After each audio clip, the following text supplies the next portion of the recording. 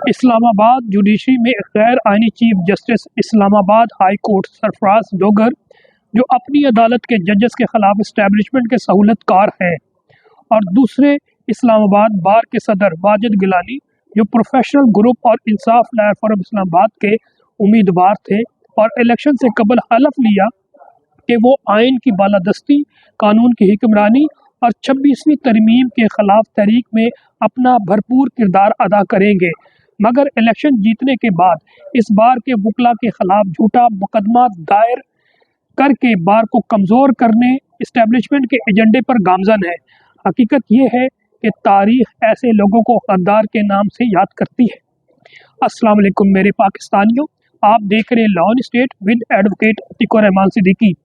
आज मेरे व्लॉग का मौजू कल जो इंतहाई अफसोसनाक वाक़या इस्लामाबाद हाई कोर्ट के प्रेमिसेस में हुआ, जो कि वकला और वकला के दरमियान था, और जो हक़ाइक़ थे, अब उस हक़ाइक़ को मैं ज़्यादा डिस्कस इसलिए नहीं करूँगा कि बहुत सी वीडियोज़ जो वायरल हुई, जिससे तकरीबन तमाम वकला ने ये एहसास कर लिया कि रॉन्ग डूअर क्या था। जब कल मैंने ये सारी चीज़ें मेरे नोटिस में आई और मैंने इन्वेस्टिगेट किया, और स्टार्ट में मुझे मालूम हुआ कि वाजिद गिलानी साहब के ख़िलाफ़ वो वकला जो इंसाफ लायर फोरम इस्लामाबाद से ताल्लुक़ रखते थे, या फिर ईमान मज़ारी साहिबा एक प्रोटेस्ट करने के लिए चंद वकला को लेकर इस्लामाबाद हाई कोर्ट पहुँची थी। उनका जो प्रोग्राम था वो जस्टिस तारिक जहांगीरी साहब को जो सस्पेंड किया था गैर आइनी तौर पे बेंच नंबर 1 डोगर कोर्ट ने उनके ख़िलाफ़ एहतजाज करने गए थे कि ये गैर आइनी फ़ैसले के ख़िलाफ़ आप जो है एहतजाज करें। मुख्तसर ये कि ईमान मज़ारी साहब जब वहाँ पर अपना एहतजाज कर बैठी, और इंसाफ लायर फोरम जो कि इमरान खान साहब के केस के हवाले से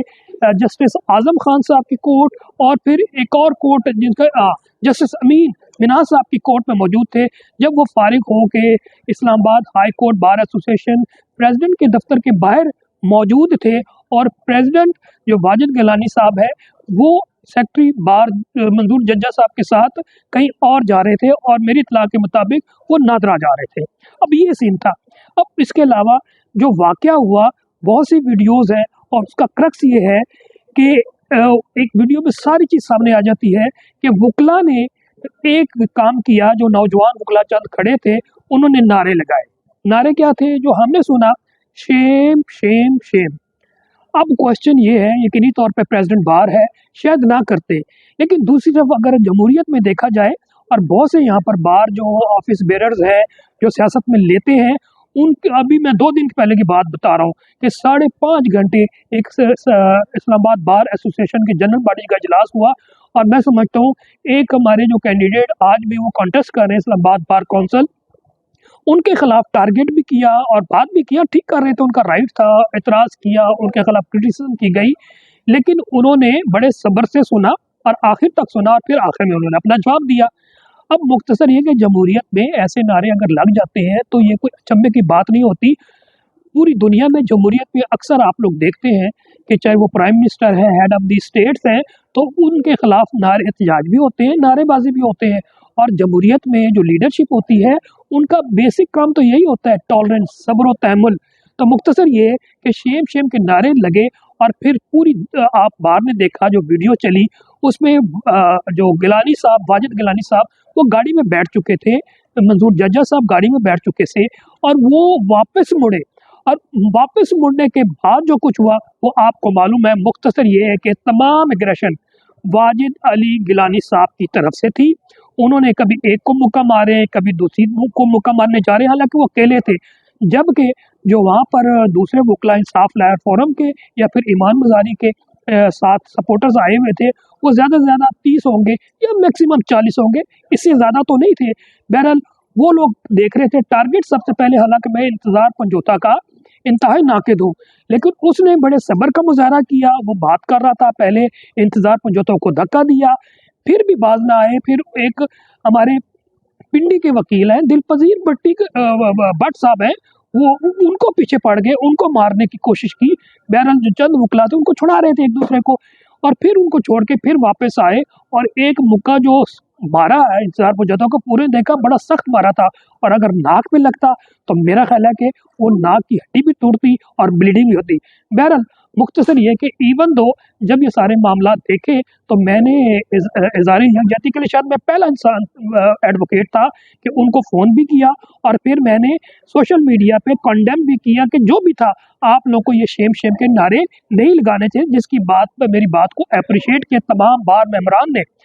लेकिन फिर मैंने जब उनको फ़ोन किया और उनसे इज़हार यकजहती भी की और कंडेम भी किया इन लोगों को जिन्होंने शेम शेम के नारे लगाए कि आप एग्रेसिव हो गए थे, यकीनी तौर पे आप प्रोवोक हुए, वो कि नहीं होना चाहिए था, लेकिन इनको नारा नहीं लगाना था। इसके बाद क्या हुआ, मैंने इनसे कहा कि जनाब आप जो है ना काइंडली इसको nip the evil in the bud, start में मामलात को ख़त्म करें, आगे मत बढ़े। लेकिन फिर सबने देखा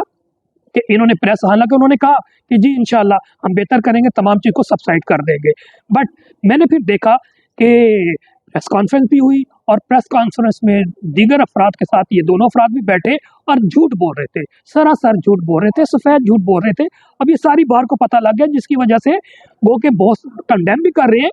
लेकिन कुछ लोग जो मैं जितने लोग हम इस बार आज बार में मिला हूं, सारे पूछ रहे हैं कि गलत कौन है, तो गलत सारे बता रहे हैं कि एग्रेसर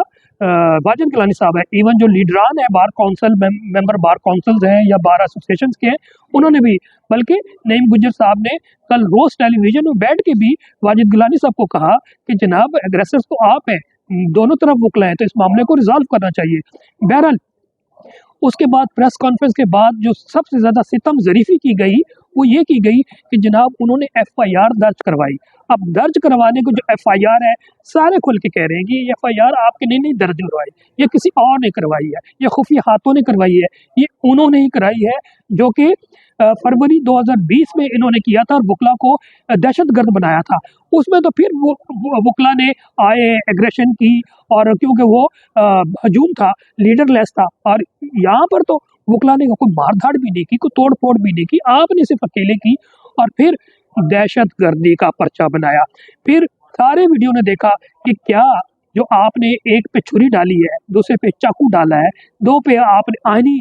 रॉड और आईनी मुक्के डाल दिए हैं, या फिर आप कहते हैं कि फौज पे नारे लगा रहे हैं फौज के खिलाफ। ना फौज के खिलाफ कोई वीडियो हमारे सामने आई है कि नारे लगा रही है, और दूसरा ये कि दोनों चीज़ें, ना चाकू नजर आया, ना छुरी नजर आई, ना आईने मुक्का नजर आया। सब ने देखा कि कभी आप एक वकील को पल पढ़ रहे हैं, कभी दूसरे पे पिल पढ़ रहे हैं, तो मुख्तसर है कि यू आर रॉन्ग डूअर और आप पूरी तरह से एक्सपोज हो गए हैं। मैं इस चीज़ की यकीनी तौर पे मजम्मत करता हूँ, और मैंने कल भी पूरी कोशिश की कि किस तरह रिजॉल्व करें, और आज के दिन मैं आपको बता दूँ कि मैं बार काउंसिल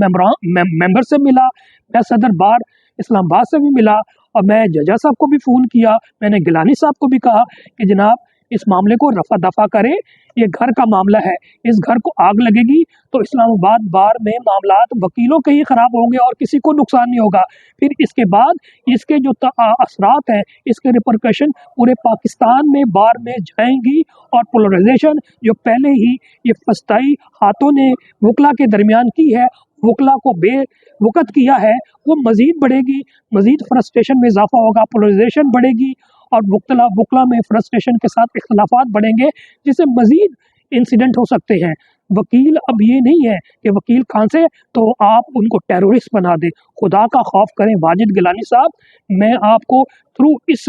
वीलॉग कह रहा हूँ कि काइंडली जो है ना, आप इसको सब्र तहम्मुल से मामलात को हल करें, और सब यही कह रहे हैं कि ये आपने नहीं करवाया और आपके बस में भी ये बात नहीं, क्योंकि आपने अपने एंड हासिल करने हैं, और एंड हासिल करने के लिए आप किसी हद तक भी उन खुफिया हाथों का साथ देंगे। आखिर में मैं एक छोटी सी बात करके इजाज़त चाहूँगा। इसमें एक हमारे ARY के साकिब बशीर साहब है, उन्होंने एक ट्वीट किया, वो पढ़ूंगा, और फिर हमारे बाहर के एक इंटायर लर्नड इंटेलेक्चुअल मुश्ताक खाकी साहब है, जो हर इशू पे माशाल्लाह बहुत अच्छा लिखते हैं, वो तहरीर पढ़ के इजाज़त चाहूँगा। साकिब बशीर साहब ने ट्वीट की है और बिल्कुल वही बात की है जो मेरा स्टांस है, और उसमें उन्होंने ये कहा है कि सदर इस्लामाबाद हाई कोर्ट बार अगर जो कुछ वाक़या हुआ वही लिखते, वही FIR होनी थी, हो जाती, लेकिन जो बढ़ा चढ़ा कर सदर बार की FIR, और वो भी दहशत गर्दी की करवानी पड़ी, और फिर इसमें ज़ैनब जंजुआ, ईमान मज़ारी, हादी अली चट्टा व दीगर वकला को भी इसमें रखकर चाकू छुरियां भी डाल दी, जो हैरान कुन है। ये FIR शायद बार का पीछा नहीं छोड़ेगी, और मेरा भी यही पॉइंट ऑफ व्यू है कि इसके बड़े देरीना या देरपा असरात होंगे। बार मजीद स्प्लिट होगी, बार में मजीद मुनाफरत बढ़ेगी, बार में जो है फ्रस्ट्रेशन बढ़ेगी। आखिर में जो खाकी साहब ने तहरीर लिखी है वो बड़ी इंपॉर्टेंट है। लिखते हैं कि शाह जी, आपसे इंतहाई अदब एहतराम का रिश्ता है। मैं आपको मशवरा देने की हैसियत में नहीं हूँ, क्योंकि आपके साथ ज़्यादती हुई। यकीनन आपको अल्लाह और उसके रसूल सल्लल्लाहु अलैहि वसल्लम अपने साथ ज़्यादती के मुकाबले में बदला लेने का पूरा पूरा हक दिया है। मैंने आपकी प्रेस कॉन्फ्रेंस भी सुनी, आपके साथ होने वाली ज़्यादती की बाबत वीडियोस भी देखी, और अभी अभी ये FIR का मतन भी आंखों से गुजरा है। आपने प्रेस कॉन्फ्रेंस के आगाज़ पर फरमाया था कि मैंने दरूद शरीफ भी पढ़ा है और कुरान शरीफ की आयत भी पढ़ी है। मज़ीद ये भी कहा कि मैं आले रसूल हूँ। इस अमर में कोई मुबालगा नहीं कि इन अफलाजात का सिर्फ और सिर्फ एक ही मकसद था कि आप जो कहेंगे सच कहेंगे, और यकीनन आपने प्रेस कॉन्फ्रेंस सब कुछ सच ही कहा। इस तमाम तमहीद के बाद इस खुदाए बुजुर्ग बरदर की आखिरी हिदायत की सूरह शूरा की आयत नंबर 40 पेश करके इजाज़त चाहता हूँ। तर्जुमा उन्होंने ये लिखा है, और बुराई का बदला वैसी ही बुराई है, बस जिसने माफ़ कर दिया और सुलह कर ली तो इसका अजर अल्लाह के ज़िम्मे है, बेशक वो जालिमों को पसंद नहीं करता। ज़रूरी नोट, शाह जी, जितना जुल्म हुआ इस कदर ही बदला लें, क्योंकि वो आपका हक है। अगर माफ़ कर दें तो आपकी अज़मत है, और सबसे कीमती बात, अगर हक़ाइक़ बताने में ज़्यादती करेंगे तो याद रखें, अल्लाह जुल्म और जालिम दोनों को पसंद नहीं फरमाता। आपसे बेहतर कौन जानता है कि जिसे अल्लाह नापसंद करे वो कहीं का नहीं रहता। आखिर में कुरान शरीफ की एक आयत के जिसमें अल्लाह ताला फरमाता है कि लानतुल्लाह अलल काज़िबीन, अल्लाह ताला की लानत हो झूठों पर। बस।